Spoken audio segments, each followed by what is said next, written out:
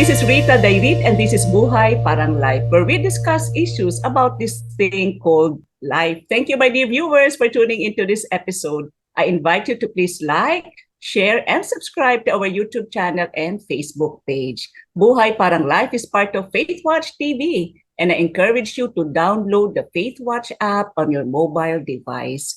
We read and value your comments, so please feel free to write down your comments and suggestions below. You know, my dear viewers, as an image consultant, one of the programs that people ask me to run is a confidence building program.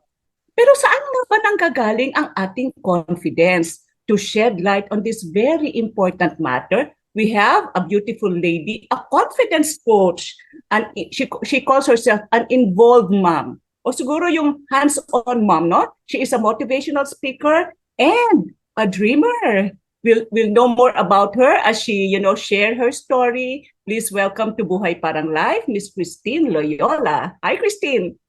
Hello po, nako, magandang babae po kayo, Ma'am Rita. At sa lahat ng viewers mo, I'm so happy to be with you. Ikaw talaga, Kristine. Hi, Kristine, everyone. ang ganda-ganda ng iyong topic na gustong i-share at ituro sa ating mga viewers. Kasi alam mo naman kung minsan, especially tayo mga Pilipino, medyo mahiyain tayo. No? But before we go to your teachings, share more about yourself. What do you really do aside from dreaming and coaching? What I do? Well, first, on top of mind, I've been breastfeeding my baby boy. I have a 7-month-old baby boy, Miss Rita. I think we met before. Nasa tiyan pa lang po siya online. Oo nga. So you are nursing him. Yes. Is that exclusive nursing? Yes, exclusive po, Miss Rita. Oh my so I'm gosh. sure you As can a mother, relate. no, I know how difficult that can be. Kasi pag yung bote, pwede mong iutos. O ikaw, padedehin mo yan.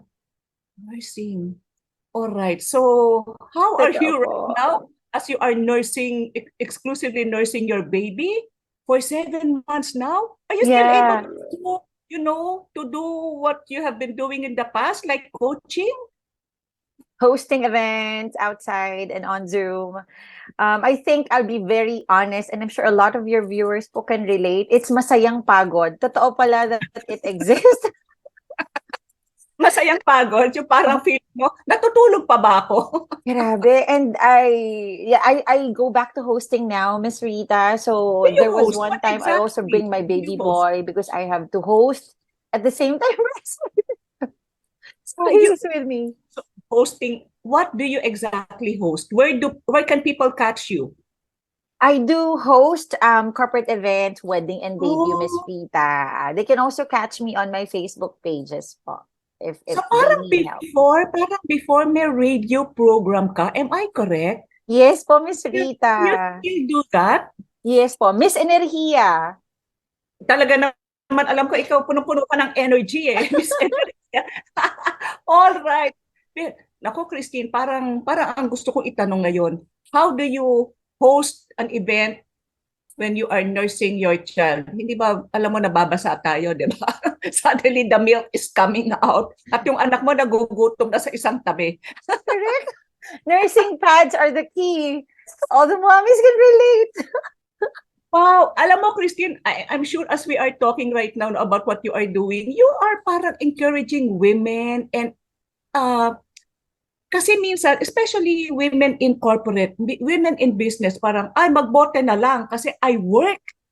So it is possible to mix both, no? Yes po. I think, Miss Rita, ang pinaka-motivation ko po, well, he's my second baby, so I see how kids grow up so fast po, di ba? So ang motivation ko po is, itong hirap na to, na working and being a mom, it's just a season and this will pass. I think that it will pass. Take it away. Lalaki sila. Suddenly, hindi ka na nila kailangan. And how long do you plan to nurse your child? As long as he wants me to nurse him, honestly. Ang swerteng bata. Ako, alam pa, as nurse for 2 years as a baby. That's long na rin O po. kasi dati naman talaga ganun no? And it is good. I think we have to commend the system na they are already encouraging nursing because in the 1980s, they didn't. They would like give the child even before you see your baby nakabote na. That was true with my children nakabote na. So ang hirap-hirap ng in-nurse sila exclusively. Wow, thank you so much, Kristine. Okay, so ang hashtag mo is People people helping helping people. people. Yes Ano po. ba ang ibig sabihin yan? I think I'll cut the long story short. I've been doing training, Miss Rita, right, for the past 15 years. Of course, reason is passion and money. That's the reason, of course. You want to save for your kids, etc. But that hashtag started when my grandmother died, I think 3 years ago. Sobrang lakas lang po ng voice ng Panginoon na this time, I want you to use your gifts to actually help people. So loud, so clear. And yun yung po yung time na my grandmother died at home and I was so sad. Imagine a happy person feeling so down and how can Talaga? you look at the Because computer? nakatira siya with you, kasama mo siya sa bahay. Yes po. Lola's girl po ako eh. Lola's girl po Oh, eh. okay. So doon ka nang gagaling. Bakit? So in your sadness, you heard the voice of God? Yes, and I heard his voice because when she died, I had to go back immediately to Zoom and motivate people, build their confidence. How can you do Right, that? You're right. feeling so down. And I think Oh. it was just his strength alone and not even my strength, not even my gifts. That really pushed me to do that po. And that season actually pushed me that, anak, you actually can because you have the heart to help. And those gifts are really not yours, it's mine. So even if you're sad, even if you're lonely, your Lola will be happy. You gotta turn on the Zoom camera and soar higher. It's not for you, anak. It was just so clear, Miss Vita. And when I started doing that, things get better. Everything. All the clients, everything. Ang ganda nung sinabi mo, Christine, that even in your sadness, you can help people. I can imagine it was not easy the first time you did it. Yes po, sorry po, naiyak ako, Miss Rita, kasi talagang turning point po yun. Turning point. All right. Oo. So ano ba ang ibig sa'yo ng, you mentioned about passion and purpose. Ano ba talaga yung passion mo as a woman? I wanted to teach po. I really wanted to teach. I want to leverage these gifts and fire, Miss Rita. I wanted to pass it on to people who actually need it and to people who don't have this. I feel like it's overflowing and I cannot just keep it. When did you realize that your passion was teaching? Because you know, a lot of people, may nakausap nga ako eh, sabi niya, ay, nag-retire siya, sabi niya, hindi ko nga alam kung passion ko yun eh, basta nagtrabaho ko. You know, I just work to put food on the table for a good retirement life. But there was no passion. Yeah. When did you learn na ang passion mo is to teach, and in teaching you are helping people? Since I was in kindergarten. And I always tell my mentees, Ms. Bata, Rita, wow. opo, and I always tell my mentees, we have different season. It's just that I think pwedeng huli, pwedeng maaga. I realized that when I was in kindergarten, there were kids sa tapat ng bahay namin and there's blackboard and everything. And I started teaching them. From that moment on, I knew, Miss Rita, I'll be teaching and I'll find joy in it. And I when can you, never forget that you moment. know, so when you were thinking of your college course, teaching was on top of your mind. Yes, only Was money not? only. Kasi hindi ba, normally tayo, you know, Filipino family, your parents will, in their very good intentions, ito ang kunin mo kasi in demand, dito ka Correct, yayaman. correct po. Did that happen to you? Hindi po actually eh. I have a very supportive single mommy. My mom po. Okay. Hello, mama. Okay, so what was your course in college? Bachelor of Arts in Bachelor of Arts in English po. In English with the Education po. thinking that you will be a teacher. So Yes po. so you became a classroom teacher, a high school teacher? Not really. The Lord brought me to training agad po. Kasi po Agad-agad. How did you discover? Because you know, iba yung classroom teaching students, iba yung training corporate. Totoo, Miss Rita. Agad doon. Ang bilis mo naman na-evolve kasi usually yung mga trainers, they have like 20 years of corporate life, Correct 20 po. years of teaching. Bakit ang bilis naman ng binigay ng Diyos sa'yo? Nako, Miss Rita, akala mo lang mabilis. Ito po ang katotohanan. Ano ang katotohanan, Christine? Ako po ay Jollibee crew po ng umaga sa tanghali PUP yan. And then nag-apply po ako sa Speech Power. Shout out to my awesome mentors. Tuwing gabi as a training aide. For 4 years po, Miss Rita. So, yun po talaga yung nangyari. So, Nag-training aid ka muna so hindi ka nagtrabaho sa school? I mean po, yun po yung una ko kasi nag-part-time job po kasi ako eh. So na maaga po ako, estudyante pa lang po ako, Miss Rita, namulat na ako that there's kind of teaching na it's beyond the book. It's actually tapping their potential. It's actually guiding them to actually be happy and be inspired. That's in Speech Power po. Nung estudyante pa lang Okay. po ako. Wow, baka naging teaching aid ka ng aking mga anak ha. Yeah, I know speech power. Right, right. Okay, so in your ano ang mga favorite topics mo as a trainer, as a teacher, Kristine? And Ay, how number one po is self-confidence building po talaga. That's number one. confidence building. And so can you give our viewers now tips on how to build their confidence? Kasi alam mo naman, kung kulang ka ng confidence, you cannot even gain new friends. Wala, nasa isang tabi ka lang. So, but first of all, paano ka naging confident woman? Saan nang gagaling yung confidence mo? Because before you can teach, you have to be. Totoo po, totoo. Sige. Tinatawag ko tong Godfidence. Godfidence. Wow! Okay. Tinatawag ko tong Godfidence. I actually heard this from one of my pastors, Miss Rita. And Godfidence meaning, confidence actually starts from you loving yourself in front of the mirror. And Oh. mahirap Was yun, there Miss Rita. Pag alam mo, walang, ikaw magandang babae kay. Was there ever a time that you look at the mirror and you did not like or you are saying, ano ka bang klaseng tao ka? Was there ever a time for you? Kasi baka hindi makarelate yung meron naman, Miss Rita. Maraming talaga. marami pong moments din. Maraming Was there marami. ever a time that you were not confident enough to teach? Yes po, maraming And how did marami. you turn around?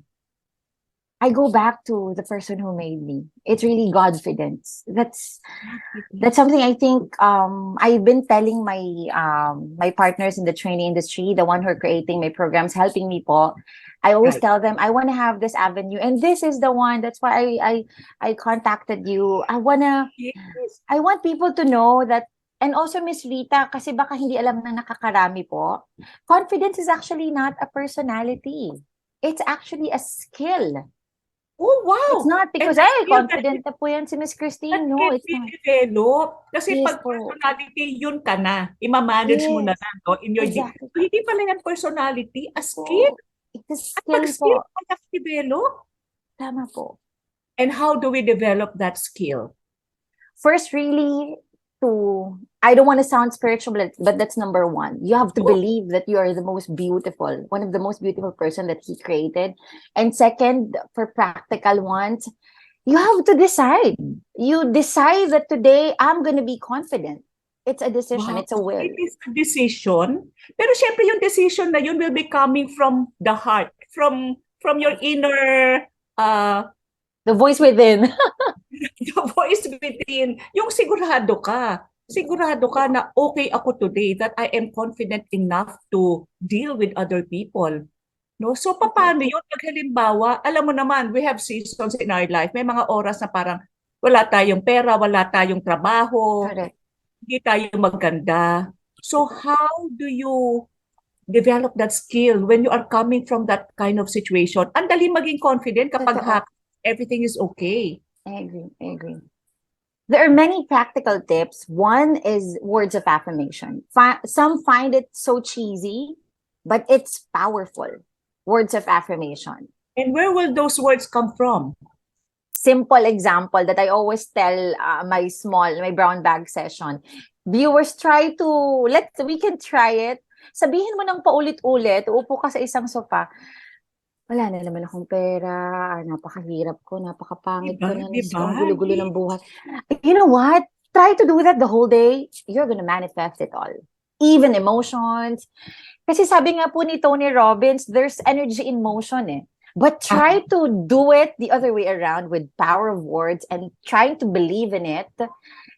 Today is going to be amazing. I'm going to receive 1,000 pesos from my boss today. I'm going to get something big today. The house is messy, but it's going to be, this is part of it. This is part of having kids. You know, power of words, it's different. And then samahan mo pa ng galaw, you're going to jump 10 times, you're going to move. It's physiology also. And try na sumimangot ng maghapon, Miss Rita, di ba? Try niyo po sumimangot ng maghapon. Believe me, it's going to be a bad day. But if you try smiling, it will follow. You spoke about physiology, no? Yung movements natin. Anong movements ang pwedeng gawin ng mga tao when they're feeling down to boost their confidence? I always suggest, I got it from Tony Robbins, you jump 10 times. As basic as exercise, actually. Walking is a good way. Walking is, well, I'm sure we've been hearing that too. A lot of people, even online. My point is, when we say physiology, you have to move. You have to, what I usually do, Miss Rita, is I do the 20 jumps like before my training. Oh, 20 jumps! Oo, Jumping kailangan jacks. kumilos. Kailangan kumilos. Hindi pwedeng kasi alam mo, when things are not right, may tendency tayo magmukbok sa isang tabi, isip, isip, isip. Totoo. Ako din po. And I think everybody po, no, Miss Rita? So, paano mo lalabanan yun? Kumilos? Kailangan po eh. I think talaga. You really have to move. You have to shout it out to the word. It's about, parang law of association, Miss Rita, di ba? The more you embrace negative words, the more it will embrace you. But the more you talk to Miss Rita and listen to her show, the more you're gonna get better. I think it applies to everybody. Even me, like, siguro pag hindi ako nanonood ng show ni Miss Rita at wala na akong ginagawang maayos sa mundo, I will never be confident din naman po eh. Like, yung makahiga lang ako and then isipin ko na lahat ng problema ko. Diba, minsan ang hirap bumangon? So, kailangan bumangon. Pakita likod mo and everything. Can you give a specific example in your life when you felt down? Yung parang ayaw mo kumilos, pero eto ka, nakatrabaho ng maayos at kumita. Yeah, it was just the other day, Miss Rita. I had to go out of town with my 2 kids for my real estate business. Imagine a kid and a baby newborn. Then you do a lot of meetings. I know, yeah. I was very tired, Miss Rita. And I had to wake up early. So what you do? It's hard. I'm gonna get strength from him. I'm gonna go up. I'm gonna pray silently. I just have to move. I have to keep on moving. Keep on moving and while moving, praying, no? Sabi mo? Definitely po. Sobra po. And try to talk to the people who you can get energy from and move away from people who suck your energy. That's a fact. That's a fact. Totoo yan, ano? Totoo yan. Po. It's a fact. Sabi nga nila, pag nag-uusap na ng mga sakit-sakit, lumayo ka na. Totoo po naman yun, Miss Rita. Especially like us, we are very occupied. Every day is occupied. And you need a lot of energy. So yun ang ginagawa mo. You talk to people that will energize you. Na kung hindi available sa loob ng bahay, then you step out of the house. Yes, or you read books. Right? You read books, or I listen to podcasts. Daming nakuhang tips, no? So, talk to yourself, move, talk to other people who will boost your energy and to read books. Nako, sige, ano pa? Alam mo, minsan yung reading ng books, minsan hindi natin nagagawa yan eh. Totoo. Pag minsan YouTube na lang ang podcast. Magbabasa ako. Pag naka-stay lang po, ano? Yeah, right. Okay, sige, Kristine, what other tips can you give our viewers? So far, so good. I'm sure marami silang napupulot. Yeah, so regarding din pa rin sa confidence, your posture matters. I also learned that from Ms. Rita. Sige, kunyari, ikaw ang nagtuturo. My favorite part is really, you have to look good. You try to look good. Women, men, you have to look good. We're all humans. We're visual. When you see yourself, you're wearing your favorite lippy color of your lips, even if you're tired physically, it's gonna boost you. Looking good, it's one of the steps to actually feel good. Alam mo, kasi nga, pag wala kang gana, minsan tatali mo na lang yung buhok mo at hindi ka man mag-lipstick eh, no? So, hindi pala pwede yun. Hindi pala pwede yun. I Kailangan agree. Especially if you're working from home. Because I'm no, also like that, Miss Rita. Siguro kung naka-duster lang ako ngayon and everything, I'm not gonna be in my 200% full out. especially for moms, for working moms. I agree. We both know how difficult that can be. So, hindi pwedeng alam mo yun, di ba? Minsan kung ano na lang ang maisuot mo. Kasi, anak ako, may karga akong anak, nag-nurse ako. So, you make an effort to look good. Yeah. And exactly, Miss Rita, you use the perfect terms. Make an effort because it's really hard naman talaga, especially from you're working from home, because it will help you, but it's not, and it's easier said than done. But well, for in what we do, Miss Rita, we really have to. And if you really wanna build that confidence, you really invest in your clothes, but it doesn't have to always be branded, right, Miss Rita? Invest Yes. in how you look. It's Invest in how important. you It's really important. May I add, in-add ko, no? I don't Please usually, po. you have to know your It's an color. honor, Miss Rita. I just want you to know it's an honor sharing this Zoom with you. I want you to know that Thank po. you so much, Christine. Also, in looking good, no? Kasi minsan yung colors, they add to how we look. You have to be wearing your wow colors. Tama po. Christine, I heard that from you. And also, dahil alam, ako ay big fan din po ni Miss Rita. If hindi nyo, alam kong ayaw mong ipasa ko sa'yo, Miss Rita, pero gusto ko lang pong i-highlight kasi it's relevant. I learned from Miss Rita and I want you to know I applied it as much as possible. Try to not expose your skin. Alala ko yun kay Miss Rita because this is gem. And I want you to know, Miss Rita, I've been applying that. What are you, the skincare? Na, I'm dressing up more professionally. Oh yes, of course, Yeah, of very course. important. Kasi nga, baka, no, not everyone is in the professional field, di ba? Pero Totoo kahit naman. naman, nag-grocery ka lang, yung color natin, minsan pag sinabing, parang hindi ka ano ka ba, puyat ka ba? Must be your color. Must be the color of your dress that you are wearing. So, hindi ba, Christine? Totoo yun, totoo ba yun na when people give you negative comments, bumabagsak yung confidence mo? Yes, that's so true po. That's so true. That's a fact. That's really a fact. Wow, That's really thank you, Christine. Any other tips? Or maybe you can share a specific example from a client. from a client of what, Miss Yung mga Rita? kino-coach mo on confidence building. Nako, ang dami. But I think relevant sa feeling good and yung sinabi mo color of the myth. I have a client, Miss Rita. She's in Canada right now. We do coaching for the past 1 year now. To share with you, she's not into dressing up. She's not into fixing herself. She was not into fixing herself. Yeah, she's not into it, but she's very smart. She's rich. Okay, that's also one. She's rich.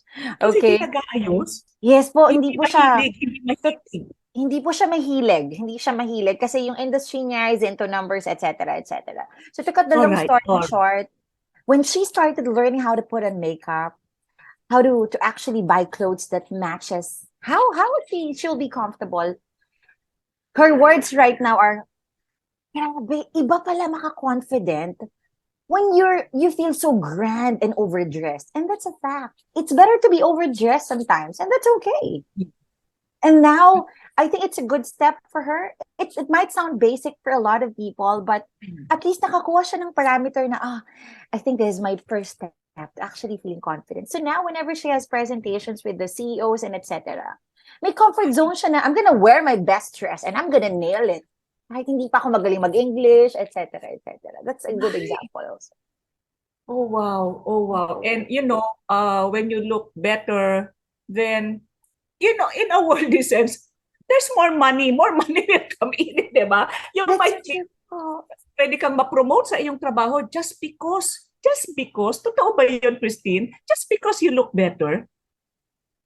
That's a big factor. I have to say, especially in the world that we have now. Because I think looking better, feeling better, ano po siya, Miss Rita, di ba? It's subtle. Sometimes it's actually a big factor. Because when you look good, when you feel better, I think you can communicate more. You can deal with people better, properly, excellently. Parang connect po siya. Excellently. I like that word, excellently. Do you have other tips? Other tips is another basic, but we always forget. You have to give compliments and receive compliments as genuine as you can. Give and receive compliments as Give, genuine as give. you Kasi parang feeling natin, yung nare-receive lang natin is the one that is making an impact on our confidence level. But you have to give. can.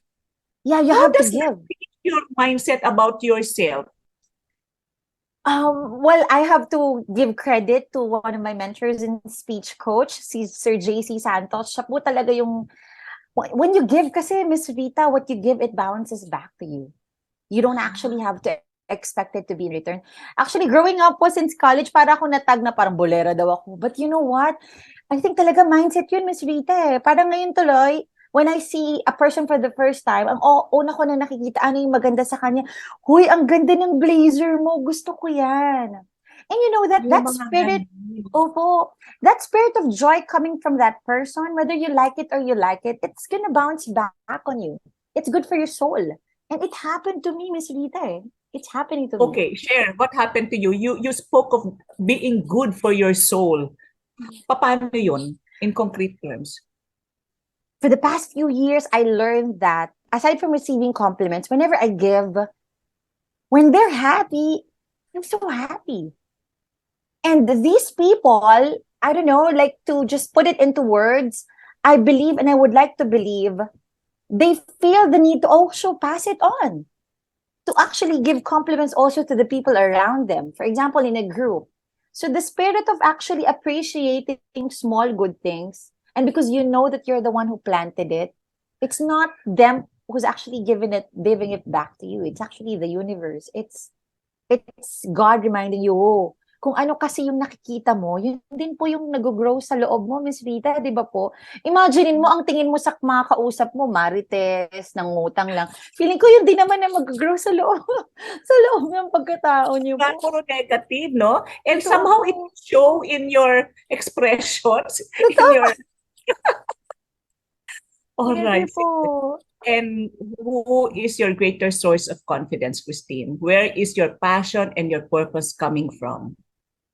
It's God. It's just Him po, Miss Rita. Like, with everything that's happening now in my life, I've been unemployed for how many years now? And all I am using now is these gifts that he gives me. And every day I pray to God. Even before this show, I pray na siya po yung maririnig, hindi po ako. Yung confidence po na binigay niya yung makikita, hindi po ako. Yun po. It's all Him. We just have to ask.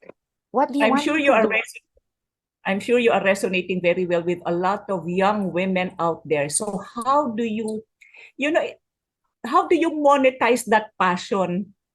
Ikaw yun ang ginagawa mo eh. Sabi mo nga, you Yes are po. unemployed, freelancing. So you are monetizing your passion. Yung iba kasi, they are working, but they know that they are passionate about something else, but Yeah. scared to leave the comfort zone of a job. That's so true. What can you advise these young women na yung passion nila is brewing inside them pero hindi Yeah. ma-express? Totoo. To be practical as possible. Okay. If you're Yes. one of the viewers who's watching now that you're employed, you're earning, but you're not happy, stay there first. Stay there. Okay. We need to put foods on the table for the family. But outside 8 to 5, you have to do the grind for what you truly love. Start getting clients, start creating crafts that you love, start selling it. Once you think it's stable, start leaving that 8 to 5. But believe me, it's not hard. It's very challenging financially, but the joy is something that you cannot encapsulate into words. The time of freedom, the time of just doing what you're created to do. But it's not hard. Pero ang gagawin mo, sasabay mo na sa full-time mo ngayon, slowly do it. Slowly do it beyond. Sabi nga po nila, Miss Rita, di ba? Nila Warren Buffett, life is actually outside your 8 to 5. It's outside of that 8 to 5 job. So you have to start doing it. Binubulong na natin kasi baka mag-resign na sila sa mga trabahong ayaw nila. Kailangan mo ng confidence and believe in yourself Exactly. to actually Totoo do po. that.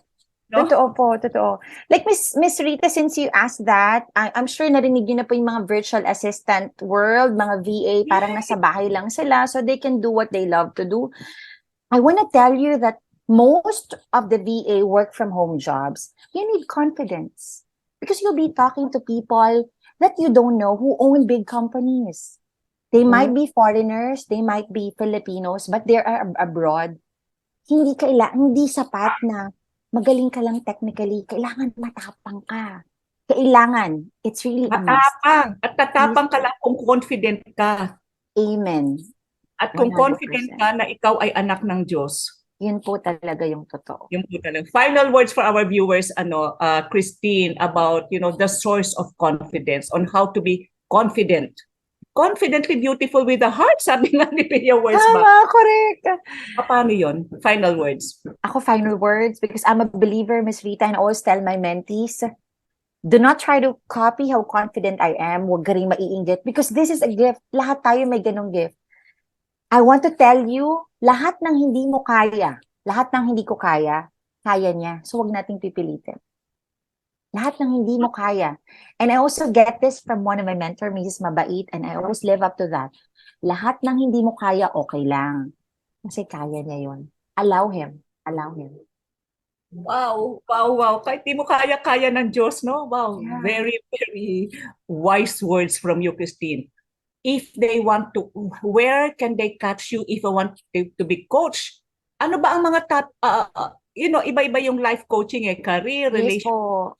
Ano yung competency mo in what area of life? I want to help you build that unshakable confidence in everything that you do. Unshakable. Ilaban Kahit natin. bagyo. Unshakable. Opo. Yes. Kahit pagod na yung katawan mo. Ang sakit ng mga likod ko ngayon. Where can they catch you, Kristine, if they want to be coached? Please like and follow my Facebook page, Kristine Loyola, the Confidence Coach. Allow me to help you through his gifts. We can negotiate on anything that you might need help on. Kristine Loyola, the Confidence Coach. Thank you so much, Kristine. Salamat, Miss Rita. Parang daming tips na natutunan, especially I believe the young men and women out there. Thank you, my dear viewers, for watching this episode. Remember, we are all beautifully and wonderfully made by the perfect Creator.